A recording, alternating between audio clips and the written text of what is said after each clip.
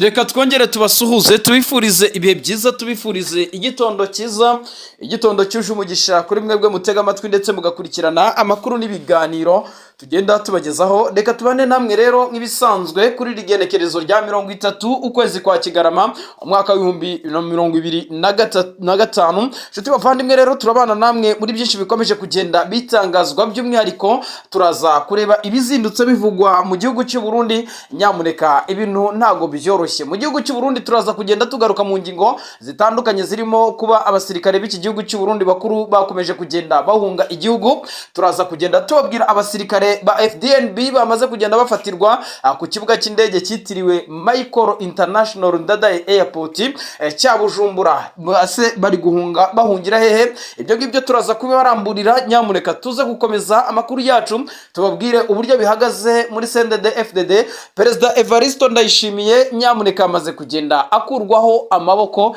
impande zombi, n'abaturage bari bamusigaranye bamaze kugenda bamukaraba. Ngubu amakuru turi kugenda twakira nuko Perezida Neva yamaze kugenda mu by'ukuri nawe ubwe yitakariza icyizere yuko azongera guhabwa icyizere cyo kuyobora manda ya gatatu iki gihugu cya Repubulika y'igihugu cy'u Burundi. Nyamuneka iteganya gutangira umwaka wa 2027. ni Perezida Evariste Ndayishimiye mu by'ukuri bivugwa yuko nawe icyizere yaba yamaze kugenda agitakarizwa.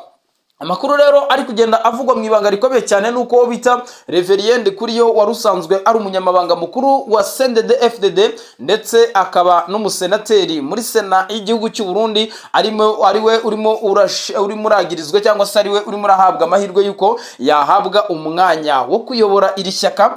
Sibyo kandi no mu gisirikare uwo bita Prime Niyongabo nawe biragaragara yuko mu by'ukuri ibikorwa ndetse n'imikoranire ye na Perezida Evariste Ndayishimiye mu by'ukuri ikomeje kugenda izamo agatotsi, ndetse benshi bakavuga yuko no kuba ingabo z'iki gihugu cy'u Burundi zikomeje kugenda mu by'ukuri zihunga igihugu ari amahitamo mabi ya politike uyu muyobozi w'igihugu cy'u Burundi mu bihe bitandukanye yakomeje kugenda agaragaza.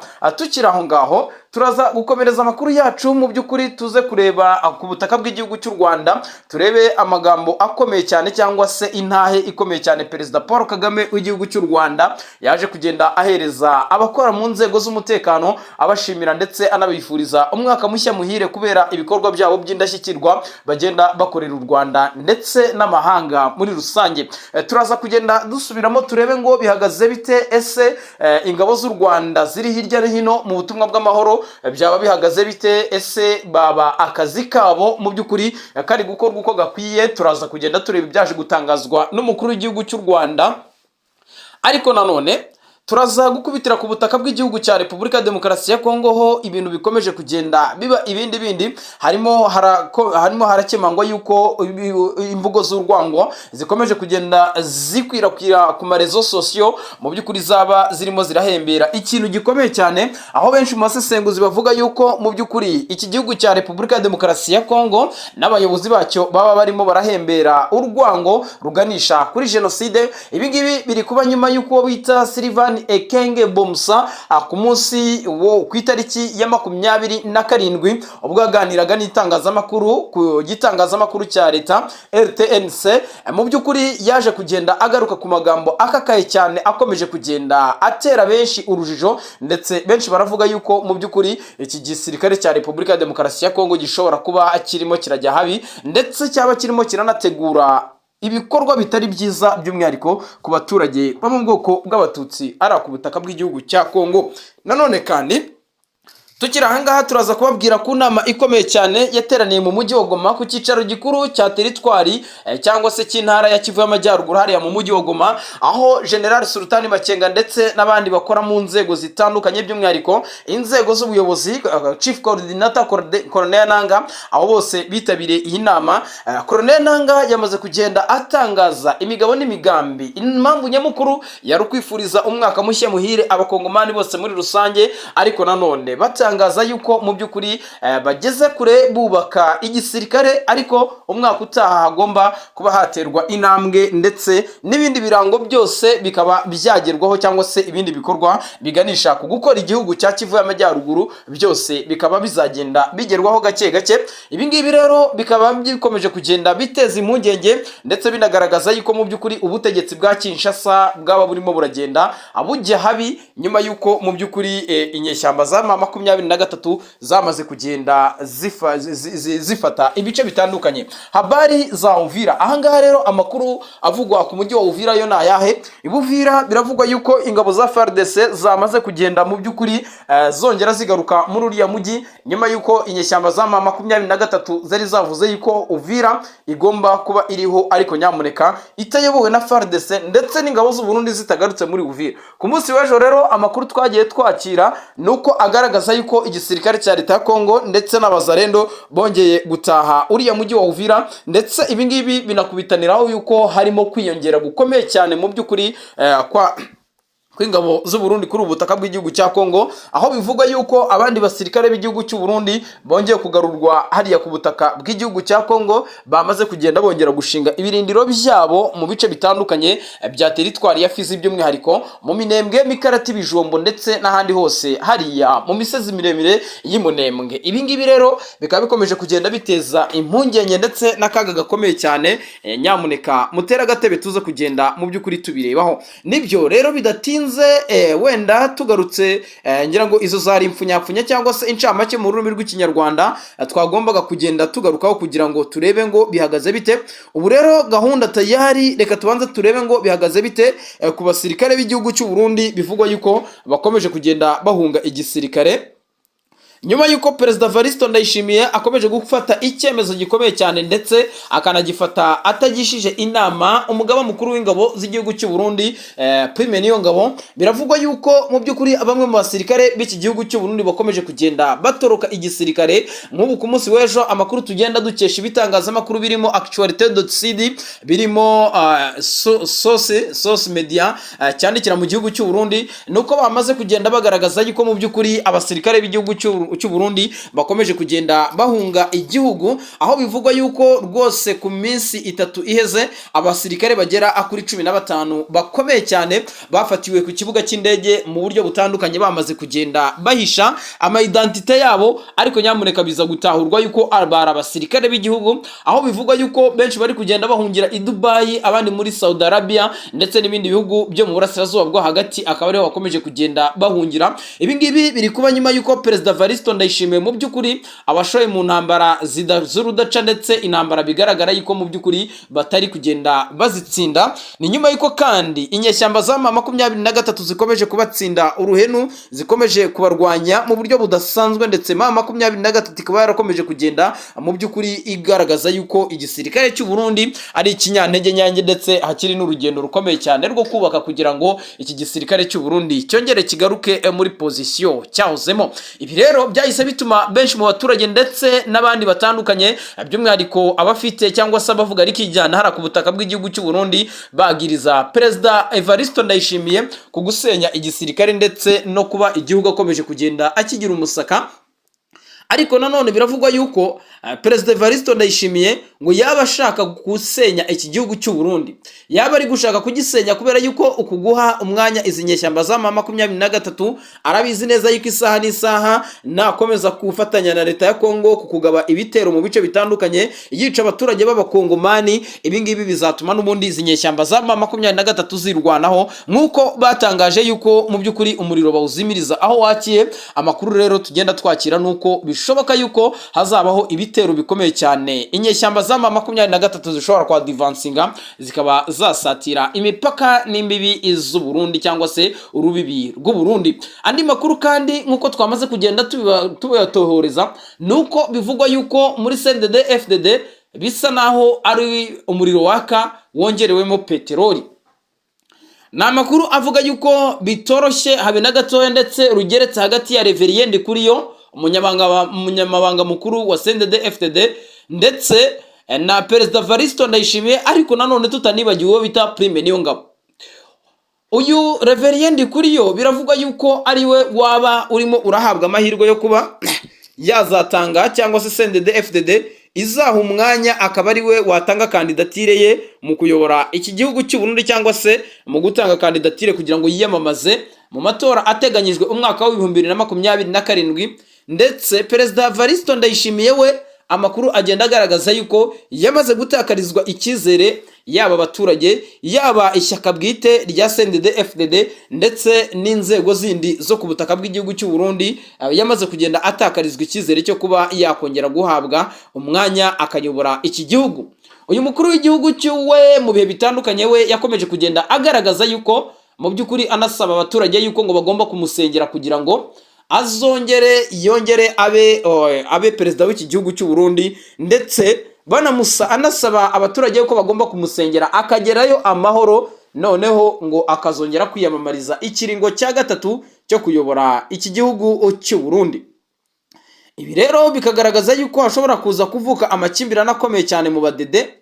Iri shyaka riri ku butegetsi mu gihugu cy'u Burundi, Perezida Evaristo Ndayishimiye, bamwe mu baturage bari kugenda bagaragaza yuko mu by'ukuri ngo ntacyo yaba yarabamariye. Rero hakenewe amavugurura ndetse n'impinduka zigomba gukorwa muri iri shyaka rya CNDD-FDD kugira ngo Perezida Evaristo Ndayishimiye mu by'ukuri barebe yuko yakongera kuba atakongera kuyobora iki gihugu cy'u Burundi mu bihe bitandukanye. Rwose uyu mukuru w'igihugu cy'u Burundi yakomeje kugenda agaragaza. Aha rero mu by'ukuri ni bimwe mu bikomeje kugenda bigaragaza yuko bitazigera byoroha, kandi bitazigera byoroha habe na gatoya. Ibi ngibi bikaba bikomeje kugenda biteza ibibazo bitandukanye. Nyamuneka ngira ngo andi makuru twakomeje kugenda dutohoza kandi atoroshye habe na gatoya ni ku basirikare b'abarundi bivugwa yuko bamaze kugenda mu by'ukuri bashyika. Ibyo ngibyo byagaragariye ubwo yari ari i Muramvya, ubwo yari ari kuganira n'abaturage. Umwe mu baturage amubaza ku bijyanye n'ikiringo cya kabiri cyo kwiyamamaza kuyobora iki gihugu cy'u Burundi. Perezida Evaristo Ndayishimiye nta kindi kintu yasubije uwo muturage, ubwo yamusubije yuko bagomba gusengera igihugu nawe bakamusengera by'umwihariko, kubera yuko ngo amatora yo ntago aramenya ibyo ari byo, nta byinshi yigeze atangaza, ariko byagaragaje yuko nta cyizere afite cy'uko CNDD-FDD izongera kumutanga nk'umukandida. Ibi rero benshi mu baturage bari hariya ndetse n'abagerageje gukurikirana ibiganiro Perezida Evaristo Ndayishimiye mu by'ukuri yagejeje ku banyagihugu, bahise babona yuko mu by'ukuri nawe atifite icyizere cyo kuba yakongera kuyobora iki gihugu cy'u Burundi. Benshi baravuga bati Perezida Neva aramutse atongeye kuyobora iki gihugu cy'u Burundi umwaka 2027 ngo nibwo aka karere ka by'umwihariko igihugu cy'u Burundi cyabohoka, ndetse no mu karere intambara zimwe na zimwe zikaba zarangira, ariko ngo byaba iby'agaciro uwamusimbura nawe aje adakora nkawe, by'umwihariko akiyambura kukuba yashyigikira FDLR nk'uko uyu mukuru w'igihugu cy'u Burundi mu bihe bitandukanye yakomeje kugenda abyagirizwa cyangwa se yakomeje kugenda abishinzwa. Turaza kugenda tujya mu nteko nshingamategeko turebe uburyo bihagaze, turebe mu by'ukuri ibintu bikomeje kugenda bihinduka mu nteko nshingamategeko y'iki gihugu cy'u Burundi. Bamwe mu bayobozi bakuru barashinzwa kwiba amafaranga ya leta, ndetse ku munsi w'ejo nibwo habaye ikiganiro gikomeye cyane, kikaba ikiganiro cyasize uwo bita Reverien Ndikuriyo nk'umusenateri wari witabiriye icyo kiganiro, ariko nanone hari uwo bita Ndakugarika cyangwa se umwite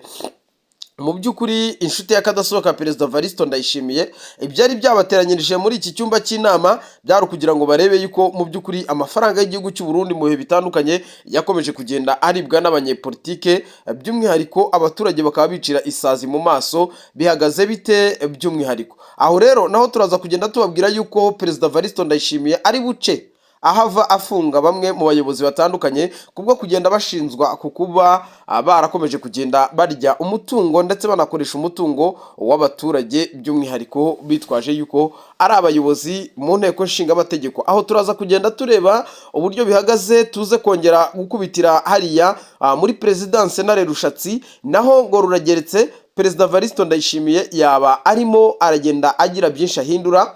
Perezida Evaristo Ndayishimiye nyuma yo kwikanga yuko isaha n'isaha na kudeta yamugeraho kubera ibikorwa bya politike, ndetse n'abaturage benshi b'abarundi bamaze kugenda barambirwa ibikorwa by'ubutegetsi bwa Perezida Evaristo Ndayishimiye, biravugwa yuko asigaye yicara ahindagura bamwe mu bayobozi bakomeye cyane by'umwihariko bamurinda mu nzego cyangwa se mu rwego rushinzwe garde presidentielle. Biravuga yuko rero yamaze kugenda ahindura bamwe na bamwe, turaza kugenda tureba ngo bihagaze bite. Ariko nanone Prime Niyongabo nawe yamaze kongera kurungika ingabo mu burasirazuba bwa Kongo. Biravugwa yuko defense z'ingabo z'abarundi zongeye kubakwa mu bice bya Bibogobogo, Bijombo, Mikarati ndetse na za Minembwe. Aho hose murabizi neza ko mu minsi yashize igisirikare cy'u Burundi cyari cyaramaze kugenda kihikura nyuma yuko bari kuri pressure ikomeye cyane ya M23, ariko babonye M23 ivuye i Buvira bongera kuhagaruka. Ibyo ni bikomeje rero guteza impungenge, ndetse bivuga yuko ari ibishobora kugaragaza yuko ari nko kongera peteroli mu muriro wari usanzwe uri kwaka. Aho rero turaza kugenda tubaramburira tubabwire ngo bihagaze bite. Twambukire mu gihugu cya Repubulika Demokarasi ya Kongo, mu gihugu cy'abaturanyi, tubabwire amakuru agezweho, aho bivuga yuko rwose uyu nguyu Sylvain Ekenge akomeje gukora amabara. Sylvain Ekenge yavuze yuko ngo ushatse umututsikazi agomba kwitonda cyane. Amagambo yatangajwe na Sylvain Ekenge arimo kwamaganwa Nyamuneka, ndetse kugera n'aho igihugu cy'Ububiligi nacyo cyamaze guhaguruka kugira ngo cyamagane aya magambo y'ubugome, ndetse aya magambo arimo n'ingengabitekerezo ya jenoside. Mu by'ukuri ibi ngibi byahise bituma akarere kose gahaguruka, ndetse ibi bikahita binagaragaza umugambi wa Perezida Evariste Ndayishimiye ndetse n'umugambi wa Perezida Antoine Felix Tshisekedi Tshilombo. Ntago aba bayobozi bakabaye bayobora bamwe mu basirikare ndetse n'abayobozi bagifite imvugo nk'izi ngizi zihembera urwango n'amacakubiri. Ndetse umutwe wa AFC M23 we watangaje ko mu guhindura umututsikazi ikimenyetso cy'umwanzi, ubutegetsi buteguye ubugome nk'ubu ngubu bivuga yuko bwiteguye gukurwaho kandi bukajyanwa kure cyane. Niko M23 yahise itangaza imaze kumva ibijyanye n'iyo ngengabitekerezo iri mu gisirikare cya Repubulika Iharanira Demokarasi ya Kongo. Turaza kubabwira uburyo amakuru avuga yuko Ubwongereza bwamaze gufatira igihugu cya Repubulika. Turagerayo tubabwire uburyo bihagaze. Twite twigira Ibuvira, noneho Ibuvira aho bivuga yuko imirwano yazindutse ibera hafi y'ikiyaga Tanganyika, bituma abaturage bakomeza kuba mu bwoba bukomeye cyane. Ubwo ari nako umupaka wakavimbiraho utarafungurwa ufungurirwa abasivile, ariko abasirikare bo barawambuka bajyanwa mu mujyi wa Uvira. Ibyo byose rero Nyamuneka nibyo tuba twaramaze kugenda tubemerera yuko tugomba kugenda tubibagezaho gatanu kuri kagenzi kako. FARDC yatangaje umugambi ukomeye wo gusubira muri Uvira. Impungenge ku mategeko ndetse n'amahoro byari bimaze iminsi biri muri uriya mujyi, ndetse bikaba bimaze kugenda biteza akaga gakomeye cyane. Nyamuneka tukiri ahangaha muri byinshi turi buze kugenda tubaramburira, mudukundire muze kudukorera subscribe, mudukorere like, share, ibiganiro byacu bikomeze kugenda mu by'ukuri bibagiraho. Bidatinze rero twamaze kugenda tubabwira uburyo bihagaze. Twatangiranye amakuru y'uburyo umugore wa Perezida Evariste Ndayishimiye yitwa Angelina Ndayishimiye. Uyu nguyu biravuga yuko rwose ngo rugeretse hagati ye n'abashikiranganje batandukanye, aho byinshi mu byemezo aba bashinga bategeko bagenda bafata bivuguruzwa n'uyu mugore w'igihugu wa Perezida Evariste Ndayishimiye. Si ibyo kandi hari andi makuru avuga yuko rwaba rugeretse hagati y'aba bakenyezi babiri. Ubwo ni Perezida ni Angelina Nkurunziza ndetse niwo bita Denise Bucumu. Angelina Ndayishimiye niwo bita Denise Bucumu Nkurunziza. Aba rero ibi bikaba bikomeje gukara ndetse no gukarata. Uyu mugore w'umuhisi Petero Nkurunziza we ntago yumva ibikorwa bya CNDD FDD ndetse n'amahitamo atandukanye agenda afatwa ni mu bihe bitandukanye n'ubutegetsi cyangwa se na perezida uri ku butegetsi ariwe Perezida Evariste Ndayishimiye. Ibi rero bigahita bituma akaga gakomeje kugenda gasa naho kagaragara, ibibazo bikomeje kugenda bisa naho bigaragara muri aba badamu, aho bivuga yuko uyu nguyu we yagirizwa kukuba n'ubundi ashaka gufatanya n'abashaka guhirika ubutegetsi bwa Perezida Evariste Ndayishimiye. Ubwo Denise Bucumu Nkurunziza we mu bihe bitandukanye yakomeje kugenda ahururiza abaturage b'igihugu cy'u Burundi ababwira ati Nyamuneka mugire muhaguruke dukureho ubutegetsi budafite icyo bumariye abaturage, mugire duhaguruke turebe yuko hari icyo twakora. Mu by'ukuri rero ikaba byahise biteza akagagurwa icyizere n'abaturage. ibi rero bigahita bigaragaza yuko mu by'ukuri ibintu bishobora kutaza kugenda byoroha, mu gihe Perezida Evariste Ndayishimiye we mu bushake bwe ndetse n'uburyo yifuza ashaka kongera kuyobora iki gihugu cy'u Burundi manda ye ya gatatu, by'umwihariko akaba ari we wifuza yuko yagenda ayobora abadede. Byinshi mu byakomeje kugenda bikuraho amanota uyu mukuru w'igihugu ni ibikorwa bitandukanye, yaba ibikorwa bya gisirikare n'amahitamo ya gisirikare yakomeje kugenda afata. Murabizi neza yuko uwo bita Prime Niyongabo niwe mugaba mukuru w'ingabo z'igihugu cy'u Burundi. Ubu ngubu yategetswe kongera kohereza ingabo mu gihugu cy'u Burundi, guhera ku nteko nshingamategeko, guhera mu rwego rushinzwe ubutungane, kugeza ku nzego bwite z'ubuyobozi z'abaturage ndetse n'abasirikare ubwabo. Nta n'umwe wumva impamvu mu by'ukuri izi ngabo z'u Burundi zaba